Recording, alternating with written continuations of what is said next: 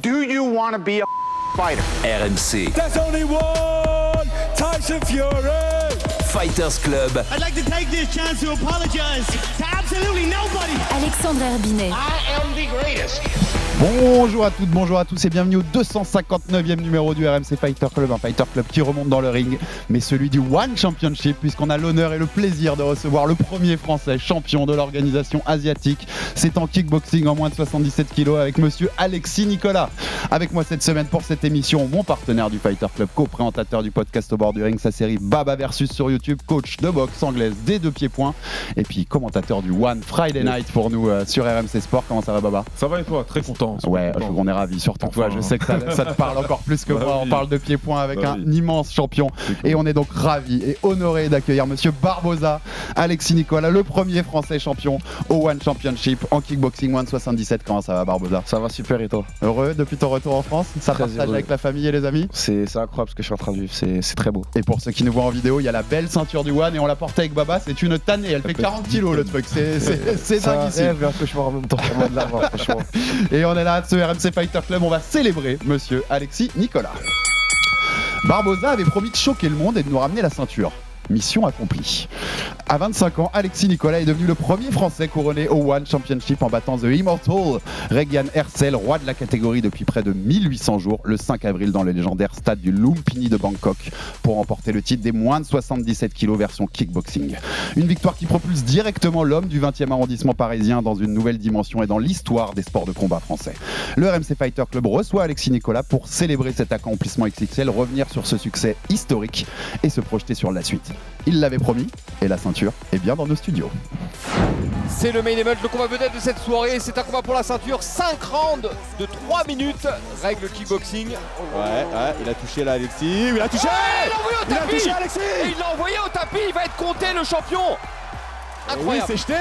Oui, c'est bien, il a ça touché. s'est rentré avec la droite. Alexis, il a touché là sur cette frappe. Et encore une fois, il faut terminer fort. Le genou. Ouais. Ça arrive dans les bras. Finir fort ce round.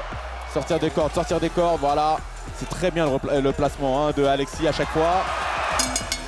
C'est la fin du combat. Est-ce qu'il l'a fait? All three judges have scored this contest in favor of your winner by unanimous decision. And Oui, il l'a fait. Oh là là là là là là. Ah, c'est incroyable. Le nouveau Incroyable. champion du One, vous l'avez entendu, new champion Alexis Nicolas qui vient détrôner l'invincible Regan incroyable. Hercel. Et on remercie Max Abolin pour cette petite prod. C'était les commentaires d'Antoine Simon et Taylor Lapillus. À jamais le premier, monsieur Alexis Nicolas. Et on l'entendait dans cette prod. Ça te fait des frissons de réentendre ça ? Bien sûr, c'est vraiment plaisant de savoir que je ressens dans la voix de Taylor les frissons, l'émotion. Et je pense que ça retranscrit exactement ce qui s'est passé pour le public français, et c'est un honneur pour moi. Je disais dans l'octro que tu as changé de dimension. Tu es de retour à Paris depuis quoi ? Une quinzaine de jours, si je dis pas de Ça fait, bêtises. 2 petites semaines que je suis là. Tu l'as senti ? Comment, à quel point tu l'as senti ? Tu sens que tu as changé populairement, qu'on te reconnaît plus ? Comment ça se passe ? Il y a quelque chose qui a changé. C'est vrai que dans la rue, je me fais davantage reconnaître. Il y a un respect entre combattants, mais aussi du grand public, qui est une légitimité, comme je dis. Et voilà, il y a quelque chose d'historique qui s'est créé, et je le ressens davantage. T'as eu un message de félicitations qui t'a surpris ? Ou tu vois, quelque chose auquel tu t'attendais pas, et tiens, une star ou quelque chose, tu vois ? Il y a eu vraiment énormément de stars, des personnes même que je rencontre, que je croise du coup, puisque maintenant c'est vrai que je suis invité dans davantage d'événements. Des Ça ouvre les portes, ça ouvre énormément de portes. C'est mon passeport, hein, comme je le dis. Ça fait lourd le passeport, mais c'est vrai que dans la plupart des endroits où je vais, il y a des personnes que j'admire ou à qui je porte du respect pour ce qu'ils font, par leur talent, etc., me rendent ce retour-là, et ça rend fier. Ouais, donc, c'est un passeport, mais il passe pas le détecteur de métaux, le passeport. C'est ça le problème. C'est clair, mais on le voit. Moi, j'étais au Glory. Alexis, on s'est vu là-bas au Glory, donc samedi dernier, et on a mis du temps à se retrouver à la fin parce qu'il y a beaucoup de gens qui venaient voir Alexis pour faire des photos, etc., pour parler avec lui, que des messages d'encouragement. Donc ça fait plaisir, tu vois, de voir ça. C'est un kickboxer, c'est un boxeur pied-point, tu vois. Donc moi, je suis très content. Aujourd'hui, le MMA prend beaucoup de place. Et donc de voir ça, de voir cette attention-là et ce respect-là pour un boxeur pied-point, bah nous on est, tu vois, les anciens du pied-point, on est super heureux, on est super contents. Pour ceux qui nous écoutent qu'en audio, il y a de l'étoile dans les yeux de Baba, là, et c'est normal. C'est normal. Et puis ouais, en fait c'était cool d'avoir le Glory, tu vois, samedi dernier, parce que pour le coup, bah, c'est un gros événement de pied-point. Tu sortais de cette belle victoire, ouais, ça fait un beau bain de foule, quoi. C'est ça, c'est que à la base je suis invité principalement dans les événements de MMA. C'est rare les événements de pied-point, des grands événements de pied-point en France. Et Glory, moi pour l'anecdote, c'est quelque chose, vraiment j'aurais tout donné pour avoir une place quand j'ai été petit, pour aller le voir, ne serait-ce qu'aller le voir. Et maintenant c'est eux qui donneraient tout pour m'avoir, pour boxer, tu vois. Et c'est vrai que le fait d'y être allé et voir, rencontrer le public du pied-point, c'est là où j'ai réalisé vraiment l'échelle et l'ampleur de ce que je suis en train de réaliser. J'étais vraiment la superstar de l'endroit. Et pourtant, il y avait des amis à moi comme Saladin, etc. Mais les gens vraiment s'intéressaient au kickboxer et c'est un honneur, franchement. Il y avait un parterre de stars, il y avait même Baba. Tu vois, j'ai eu ma photo avec lui, donc ça va. Et la dernière question un peu sur ce retour et sur cette nouvelle dimension. Je sais, je le disais dans l'intro, tu viens du 20e, quartier de la Banane. Je sais que tu es très attaché à ton quartier. Comment s'est passé le retour là-bas ? Je suis juste heureux, j'ai les étoiles dans les yeux d'en parler parce que des personnes à qui j'avais jamais adressé la parole savaient ce que je faisais et pour eux, cette pudeur, parce qu'ils me voient partir depuis tout petit, faire des allers-retours à l'entraînement sans même m'adresser la parole. Et puis là, ils ont pu me voir à la télé, ils me voient sur Canal+, ils me voient sur RMC, ils me voient dans les plus grands médias français. Ils se rendent compte de ce que tu fais. Ils se rendent compte de l'ampleur de ce que je fais et de qui je suis et c'est juste énorme. Bon, on rentre dans le combat. Baba, je vais d'abord te demander, parce que toi qui connais bien le pied-point, bien mieux que moi pour le coup, et bien mieux que nos auditeurs, c'est sûr, qu'est-ce que ça représente, cette victoire d'Alexis Nicolas, premier français champion au One, qui a battu quand même un mec, comme je disais, invaincu depuis presque 1800 jours, qui régnait sur la KT depuis 1800 jours, je crois que c'était 22 victoires de suite, Régine Hercel. Ça représente quoi, cette victoire d'Alexis ? Alors déjà, en préambule, je vais dire que il y a pas mal de gens qui me connaissent, qui écoutent ce podcast. Donc, je ne crois pas avoir l'étiquette de quelqu'un qui fait dans la surenchère. Je vais le dire en préambule avant de dire ce que je dis. Parce que c'est une des plus grandes victoires en sport de combat qu'on a eu dans ce pays. Il faut vraiment remettre les choses dans ce contexte.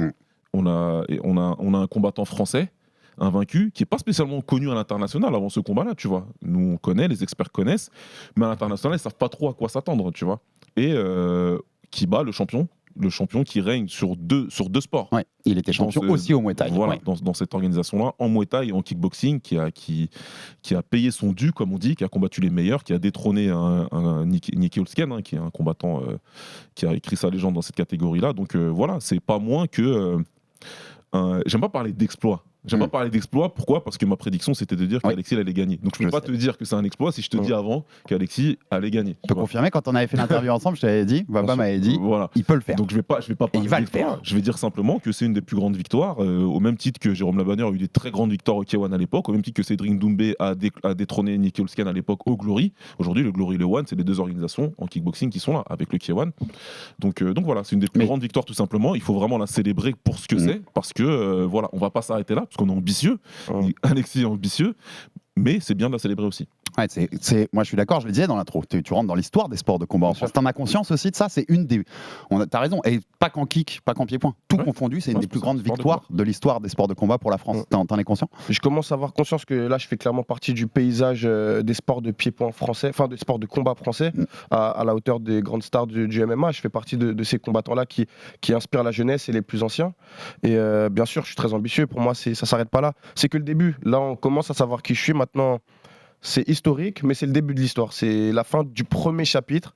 Et maintenant, on entame le deuxième avec énormément d'aplomb et d'assurance. Parce que cette ceinture, tu vas la garder chaque fois que tu en gardes. Quand tu en gagnes une, tu la gardes à la maison. Donc on est d'accord que l'objectif, c'est d'en avoir plus d'une, des comme ça. Exactement. Avoir une grosse armoire à trophées bien lourde, vu la taille de la ceinture. Le combat, on rentre dans le combat, victoire par décision au bout des 5 rounds. Alexis, raconte-nous ton combat. Voilà, comment toi, avec le recul, est-ce que tu l'as revu déjà ? Je l'ai revu, je ne saurais te dire combien de fois. Ok, donc comment tu t'analyses cette victoire ? Comment tu analyses ton combat ? Tu peux y aller dans la technique, on est au Fighter Club, n'hésite pas. Ce qui se passe, c'est que le combat, je l'ai regardé ne serait-ce que des centaines de fois, pas parce que je me trouve beau, pas parce que je me trouve élégant, mais parce qu'il y a énormément de travail encore et que je regarde ce qui n'allait pas, je regarde ce qui allait et je me refais ce combat des centaines de fois en tête. Alors pour commencer, c'est un combat particulier parce qu'il y a un enjeu énorme, mais à la fois je ressens une sérénité en moi. Avec mes coachs, quand on a accepté le combat, on savait déjà que on partait pas perdant. J'étais serein. Pour moi, c'était du 55 pour moi de chances que je gagne, 45 pour lui. Parce que c'était un combat très serré, que c'est un adversaire et que c'était pas n'importe qui que je boxais. Quand je commence à rentrer sur le ring déjà, pendant le camp, tout se passait très très bien. Quand je rentre sur le ring, mon entrée, elle avait une saveur particulière parce que j'ai apprécié mon entrée, il y avait une émotion incroyable. Je saurais expliquer ce qui se passait, mais j'étais fier. Je savais que là, on était sur RMC Sport, j'étais là où j'ai tout... Une émotion en toi. En moi. Ouais. En moi et même autour de moi. Les gens étaient... Il y avait une hype qui se créait, mais c'était comme si j'avais attendu ce jour-là toute ma vie. Et donc là, le jour du combat, très très très serré. Je sens que je maîtrise mon sujet. Il y avait un game plan qui était établi. Dès le premier round, je me blesse. Donc au tibia, je frappe dans son genou.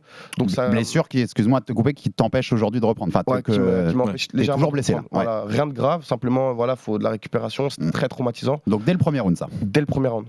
Et il y a une stratégie sur les calf kicks, donc les coups dans le mollet, quelque chose que il est très longiligne et il n'avait pas l'habitude. Moi, je me focalisais surtout sur ses coups de genoux. Très dangereux, il a mis énormément de gens KO comme ça. Et ce qui a été intéressant, c'est le fait que je vienne de la savate boxe française, d'une discipline d'évitement, de mobilité. J'ai dû vraiment retravailler sur ça pendant tout mon camp d'entraînement pour pouvoir éviter ces coups de genoux. Et c'est pour ça que je me suis senti un petit peu léger sur l'anglaise. J'ai été plus efficace que lui sur les échanges d'anglaise. Je le touchais plus durement, mais la quantité de coups en boxe anglaise était bien plus importante. Et c'est ce qui fait, c'est ces coups de genoux très dangereux et ma sensation d'être dans l'évitement qui a fait que j'ai pas pu bien me poser pour durcir davantage les échanges en anglaise. C'est ça mon résumé du combat, je dirais. Comment tu l'analyses, toi, Baba, cette performance d'Alexis contre Régine Hersel? C'est exactement ça. Moi, je comptais là-dessus et c'est pour ça que je donnais Alexis avec une longueur d'avance sur ce combat parce que Hersel, même si lui, il a pas le style hollandais typique par rapport à d'autres combattants qui sont crochet low kick et tout. Il a des très bons genoux, il est grand, il a des genoux, il est dangereux avec ses genoux directs. Et ça sort n'importe liane un peu, il y a côté liane. Donc ça, c'était vraiment le point d'attention. Je savais très bien de toute façon qu'Alexis et son camp le savaient et qu'il fallait travailler. Mais moi, j'étais confiant là-dessus parce que justement, Alexis vient de la savate. Les décalages, les choses que Réjean n'a jamais vues, tu vois. C'est des choses qu'il n'est pas habitué. Prendre des low kicks dans des angles, dans des timings qu'il n'est pas censé recevoir. Il est habitué à avoir des points puis des low kicks. Tu vois, des points puis des low kicks, travailler à l'intérieur. On le sort de sa zone de confort. Là, c'était différent. Il y avait des low kicks qui venaient tout le temps. Boum, boum, boum, boum, boum, tu vois. Et au bout d'un moment, c'est fatigant. Il travaille bien en droitier et en gaucher, mais dans ce combat-là, il n'est pas passé en gaucher parce qu'il le voulait. Il est passé en gaucher parce qu'au bout d'un moment, sa jambe avant, il commence à lui faire mal. Oui, donc, c'est pas les mêmes repères. Obligé de entre guillemets, obligé de passer en gaucher. Donc, t'envoies pas tes genoux de la même manière, t'envoies pas tes points de la même manière. Là où j'étais surpris, je vais pas mentir, c'est l'impact sur l'anglaise. L'impact sur l'anglaise, je pensais qu'il aurait plus d'impact que toi, ça a été l'inverse. On l'a vu sur le knockdown, sur l'échange à l'intérieur. Lui, il est en excès de confiance probablement. Boum boum, il se fait cueillir. L'excès de confiance, il disparaît après. Les échanges en anglaise, ils sont ensuite à ton avantage, même s'ils touchent. Il touche, on pourra revenir là-dessus. Quand je dis touche, c'est pas qu'il touche en faisant mal. Je dis qu'il touche. Il secoue. Voilà, il secoue un petit peu. C'est clair. En tout cas, c'est toi qui sais mieux. T'inquiète. Mais voilà, donc là, ça m'a surpris, agréablement surpris, même si je sais que tu frappes en anglaise. J'ai vu le combat contre Mohamed Diaby, entre autres. Bon, voilà, donc on sait que tu frappes en anglaise. Mais comme tu l'as dit, comme tu es plus léger sur tes appuis et que tu es plus concentré sur les décalages, sur les évitements, bah forcément, il y a moins d'impact. Mais quand même, on voit que malgré tout, tu as pu le toucher et que tu as su surtout saisir des opportunités. Dès qu'il est venu à l'intérieur, tu as su lui faire mal. Boum, boum, boum, rentre pas ici, ça fait mal. Donc c'est bien parce que ça rajoute de la saveur à la victoire, si tu veux. Moi, en tant que fan, là, c'est le fan qui parle, c'est le public, c'est le mec dans le public qui parle. Ça rajoute de la saveur parce qu'il y a le panache. Il y a le panache, tu vois, de se dire, c'est pas, j'ai fait un combat à la limite et j'ai fui, entre guillemets, pendant 5 rounds. C'est non, j'étais debout, j'ai attendu, et dès que j'ai pu te faire mal, je t'ai fait mal. Et on a vu qu'il a douté, Réjean. À la fin du combat, il est pas en train de lever les bras. Il sait. Tu vois, donc normalement, il sait. Comme les combattants savent en général. T'as été surpris ce que disait Baba comme il disait sa surprise sur ces échanges. Toi, t'as été surpris par ça, ou est-ce que globalement, est-ce qu'il y a des choses qui t'ont surpris chez Réjean, qui est quand même un champion, voilà, un énorme champion. C'est un énorme champion et c'est un honneur pour moi de l'avoir combattu avant même de l'avoir battu. Maintenant, il y a rien qui m'a surpris. Je vais te dire pourquoi. Parce que j'ai une team, tu vois, le Mamoudi Gym, Big Up Fight Management, c'est une team d'expérience. C'est la 3e ceinture. Là, je suis le 3e boxeur de la team qui combat pour cette ceinture. Il y a eu Elias Mamoudi, il y a eu Brice Delval. Donc on a une expérience du haut niveau qui est incroyable. Maintenant, à aucun moment j'ai été dans l'inconnu dans ce combat-là. C'est-à-dire que toutes les situations que j'ai rencontrées ont été mises en place à l'entraînement. Il y a Elias Mamoudi qui m'a sauté par des coups de genoux. J'ai tout travaillé. Donc, et pour moi, il n'y a rien de pire pour un boxeur que d'avoir une sensation d'inconnu. Et c'est pour ça que j'ai été si à l'aise et si confiant dans le combat, c'est que je savais exactement ce que j'avais à faire et j'étais serein. Et tu dis à la fin, comme dit Baba, Régène Hercel célèbre pas. Toi, tu dis, il sait. Il sait. Toi, tu sais. À partir de quel moment tu sais que là, c'est bon, c'est pour toi? À partir du 5e round, parce qu'il y a des choses qui se passent à l'extérieur du ring, autour du ring, à l'extérieur, enfin pour ceux qui regardent à la télé et dans le ring. Et je sais que pendant le combat, je lui fais mal. Je sais que je lui fais mal, je sais qu'il a mal, je le vois dans ses yeux. Et l'anecdote que j'aime bien, c'est qu'au 5e round, à un moment, vous me verrez, où je pousse un cri comme ça, je suis vraiment transcendé. Là, je dis, je sais pas, je me prends dans Dragon Ball Z ou quoi. Super Saiyan, ce que j'allais dire, c'est le Super Saiyan. Mais en fait, les cheveux deviennent c'est jaunes. comme si toute la pression se relâchait. Et à ce moment-là, il me saute dessus. Je sais qu'il va avoir un élan. Il me saute dessus et j'ai son oreille qui est au niveau de ma bouche. Et il lui dit, give me the belt now. It's my belt now. Et vous verrez les images. Et ça, c'est que personne ne le sait. Ça, c'est vraiment lui et moi. Et là, il se pousse comme ça et il dit non de la tête. Il secoue la tête et il me saute dessus. Et moi, je lui fais yes. Et c'est là où je lève les bras. Et à ce moment-là, je le sais. Et je le sais sans le réaliser. Parce que c'est dingue ce qui se passe. Moi, j'ai kiffé mon combat. J'ai apprécié ce moment-là. J'ai savouré. Et c'est pour moi mon combat le plus abouti en termes de stratégie. Mais c'est pas le combat où j'ai le plus pu exprimer ma boxe. Parce que là, c'était vraiment, j'ai fait une anti-boxe pour Régène Hercel. Donc ceux qui me découvrent sur ce combat-là ont dû apprécier le combat. Mais je pense pas qu'ils m'ont découvert à mon top niveau. Baba racontait ce down aussi au deuxième round. D'ailleurs, c'est marrant, mais parce qu'il y avait des gens qui doutaient que ce soit un down ou pas, que ça a été compté. Ah, c'est plus qu'un down. Olivier Coste, qui est l'arbitre, qui est l'arbitre de ton combat, arbitre au One depuis très longtemps, nous a envoyé un DM en fait à RMC Sport pour dire les gars, je vous confirme bien, il a été compté, c'est un vrai down. J'ai pas compris comment il a été compté jusqu'à 3 ou ouais, c'est bizarre. Compté très. C'est vrai qu'à l'image, tu peux être, tu vois. Il a fait 1, 2 et puis il a renvoyé. Il a renvoyé direct. Ouais, c'est ça, parce que t'as un vrai doute quand tu regardes l'image, tu vois. Tu peux nous raconter ce moment-là? C'est parce que voilà, tu down aussi Régène Hercel au deuxième. Pareil, tu te dis, ok, il est dedans, il est bon, c'est bon, on y va quoi. Déjà, j'avais des bonnes sensations pendant le combat. Donc là, c'était juste une confirmation de tout ça. Au moment où je le down, si vous voyez ma réaction, je suis pas forcément surpris. Je suis bon, ok, il est par terre. Qu'est-ce qui se passe maintenant? On reste lucide. Et par rapport à la différence où quand j'avais boxé au premier One Lumpini contre Magomedov où je me jetais davantage, non, là je suis resté lucide. Il est tombé, c'est normal, j'ai travaillé ce crochet-là, je le travaille depuis tout petit, je le travaille. Et c'est comme ça que j'ai mis pas mal de coups KO pendant mon camp d'entraînement. Ce crochet-là, il a fait tomber des gens, donc j'étais pas surpris. Je suis resté lucide. Tu respires, Alexis, tu regardes ton coin, et personne ne s'agitait dans mon coin. Et là, on repart. Et ça va être la guerre. Je savais très bien que ça allait être encore plus dur parce qu'il allait, se jeter sur moi. Ouais, parce qu'il y avait ce changement aussi dont tu as parlé, Baba. Forcément, ça change la dynamique du combat. Au-delà du combat, Baba, est-ce que tu peux dire à nos auditeurs qu'est-ce qu'il a de plus que d'autres, Alexis Nicolas? Qu'est-ce qui fait que c'est un champion à part? Il vient d'une très très très bonne école. Moi, avec Lucas Bourdon, avec Lucas Bourdon, qui est le premier mec qui me parle de toi d'ailleurs. Il me parle de toi au championnat de France de savate. Du podcast au bord du ring. Exactement. Ouais. Et il me parle de toi au championnat de France de savate. Lui, moi, je suis un dégénéré de la bagarre, je le sais. Mais alors, lui, il est pire que moi. Ah, magnifique. Et un jour, il me dit, Baba, j'ai regardé les championnats de France de savate. Il y en a un là. Et nous, c'est notre délire, c'est on prend un mec et on espère qu'il vienne en kick. Et qu'il message passé.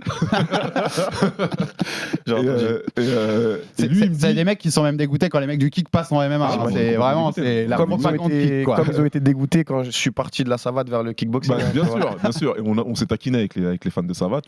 Mais voilà, nous, il me dit, regarde. Et nous, on savait, en regardant le style et tout, on s'est dit, lui, quand il va arriver en kick, ils vont être en galère parce qu'ils vont pas savoir lire. Ils vont pas savoir lire, c'est quelque chose. Il y a eu d'autres transitions, il y a eu d'autres combattants qui ont transitionné de la savate en kick. Ceux qui ont du succès, ça fait longtemps maintenant, c'est dans les années 90, donc ça commence à faire très longtemps. Il y a Mohamed Diaby qui est présent, voilà, mais François Pennacchio, Farina, tu vois, Richard Silla, c'est des mecs, c'est à l'ancienne. Depuis, on n'a pas trop eu. Mais ces mecs-là, quand ils ont été élites, Mexen aussi, petite dédicace. Mexen évidemment, mais quand ils ont été élites, à chaque fois, ils ont dominé. Quand ils sont arrivés en kick ou en moins, ils ont dominé. Et donc, on le voit encore. Et donc, c'est ce qu'il y a de différent, c'est ce qu'il y a de plus. Déjà en termes techniques, là je parle purement en termes techniques.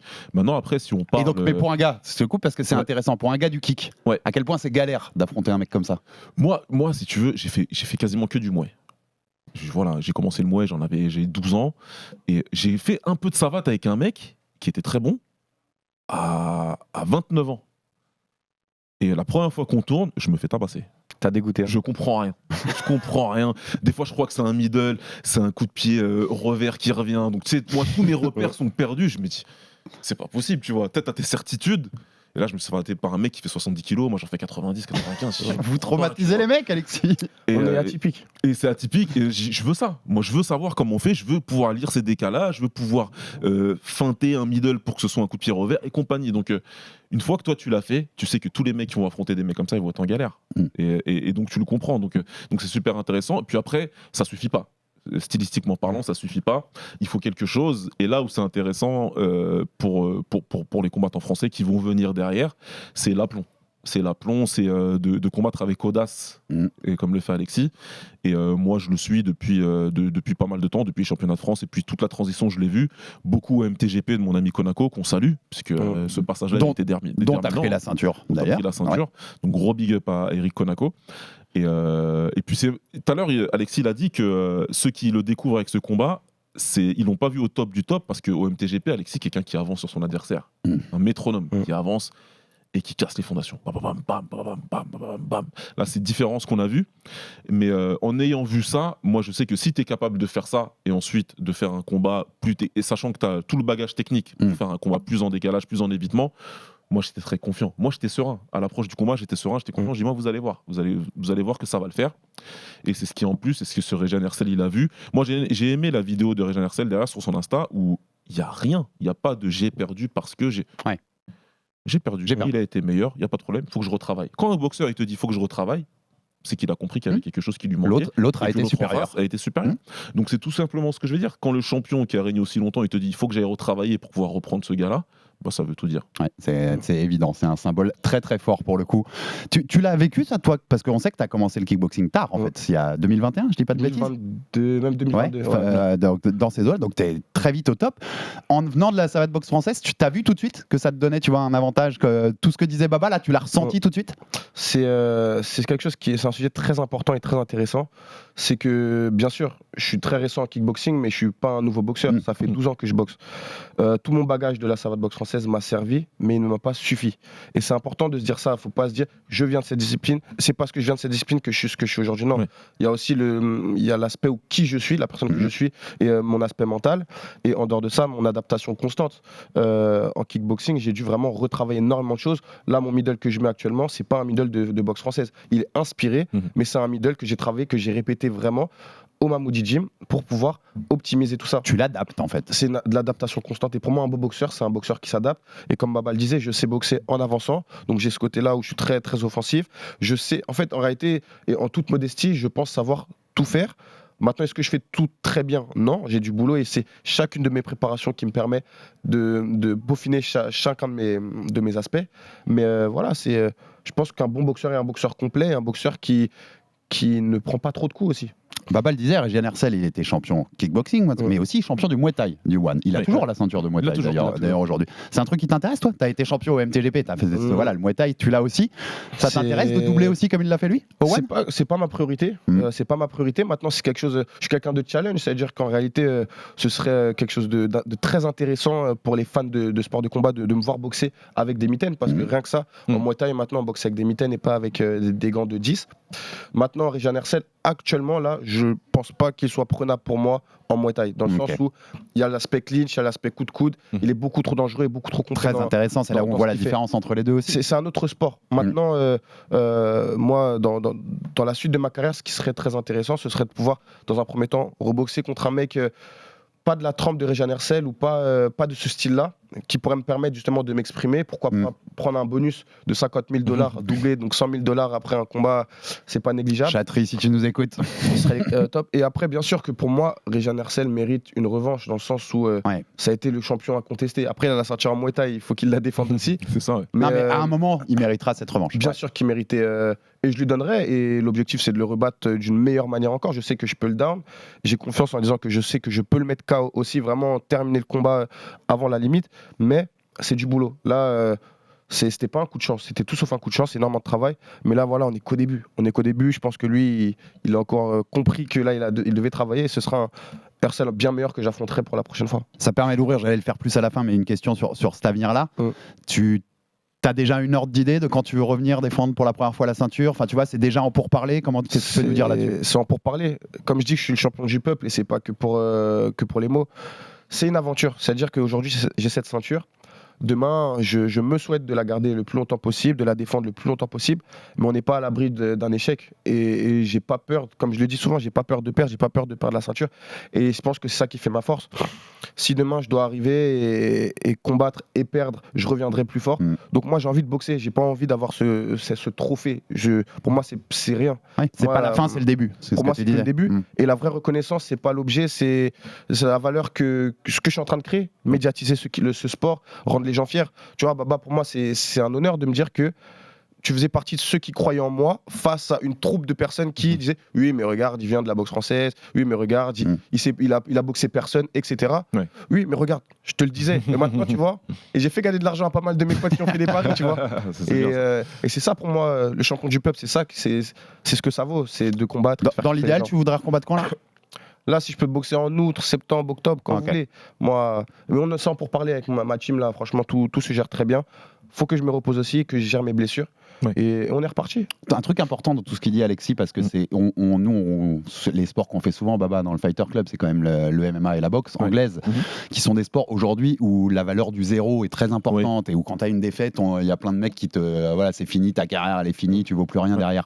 Rappelez quand même que ces sports-là aussi de pied-point, la défaite ça existe. Il y en a souvent, on en connaît, tous sont perdus et tu reviens plus fort, c'est tout. Comme disait Régine Hercel, je vais retravailler et je vais revenir plus fort. Absolument tous les champions en pied-point ont déjà perdu, ont rebondi, ont regagné quelque chose derrière, ont eu une carrière longue et riche.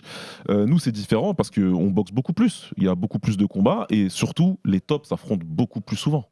Beaucoup plus souvent. Quand tu combats que l'élite, c'est compliqué de rester invaincu tout simplement. On a eu quelqu'un qui a dominé le sport pendant une décennie, c'est Giorgio Petrosyan. Quand il a fini par perdre, il a perdu au one et il a perdu. Il a pris un gros KO. Donc c'est comme ça arrive, on rebondit, on repart. La défaite fait partie de ce voyage et on l'explique tous les vendredis après-midi quand on commente le one avec Antoine Simon. On le voit, on voit les palmarès d'État, on voit les palmarès des Européens. Il y a des mecs qui gagnent, il y a des mecs qui perdent. Ils construisent leur victoire et puis le one c'est bien, tu vois, sur le Friday Fight, ils récompensent. Tu peux avoir 4 victoires, 2 défaites, mais gagner un contrat à 5 chiffres quand même. Oui, parce que tu as donné le spectacle qui était équivalent. Mais tu sais pourquoi je disais ce message-là, Baba, parce que tu connais le public français des sports de combat et le nouveau public. Versatile. Si jamais un jour, et on espère le plus tard possible, Alexis Nicolas est détrôné, ne partez pas en mode sa carrière est terminée, les gars, il va revenir plus fort. Si je peux rebondir sur ça, tu sais, comme je dis, ce que je fais, je le fais pour moi dans un premier temps, pour mon épanouissement personnel. Et je fais pas ça pour la gloire plus que ça. Et c'est pour ça que j'ai pas peur de perdre et j'ai pas peur du regard des gens. Je le fais et je sais très bien que les gens parleront à un moment. Donc l'objectif c'est de tirer le plus possible les gens vers le haut, de faire rêver les gens. Et à partir de là, en étant authentique, sans chercher les conflits sur les réseaux sociaux, en étant moi-même, je peux que plaire et attirer le positif. Ouais. Tu parlais de l'élite.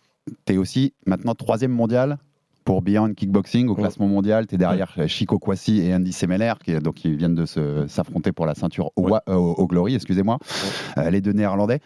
T'aurais envie de les défier si c'était possible? On sait, voilà, c'est 2 orgas différents, donc tu pourrais pas, mais non, ça donnerait quoi? Comme dit, ça aurait été top, un petit crossover, tu vois, Glory vs One. Après, en toute objectivité, j'ai regardé les combats, je sais pas ce que Baba en pense. C'est des boxeurs, oui, que j'aimerais boxer et que je pense sincèrement battre. C'est pas utopique de dire que je peux battre Andy Semeler ou que je peux battre Chico. Mais voilà, c'est un classement pour moi qui est fait aussi. Je suis récent dans le milieu. Je suis récent dans le milieu du kickboxing. Ils me connaissent pas encore. Ils ont besoin, je pense, de leurs preuves. Mais je pense que je suis mis 3e pour être mis 3e. Après, je sais pas ce que.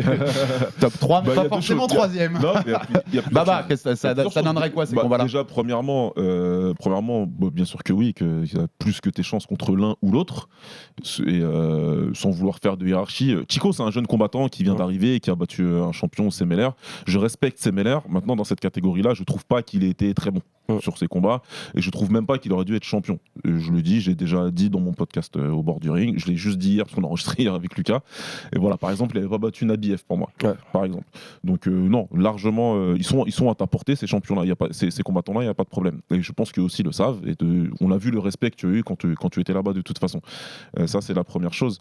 Ensuite, concernant le classement de Beyond Kick, bon, c'est vrai qu'aujourd'hui Beyond c'est un peu imposé comme une référence du kick. Hein. Et il y a la plupart de ces personnages, je les connais, y compris le fondateur du site, puisqu'on a travaillé sur un autre site international ensemble qui s'appelle The Fight Site. Donc je me rappelle, j'ai toute la genèse de la création de Beyond Kick parce qu'on était là à l'époque et Lucas participait au ranking d'ailleurs. Je crois qu'il le fait plus maintenant.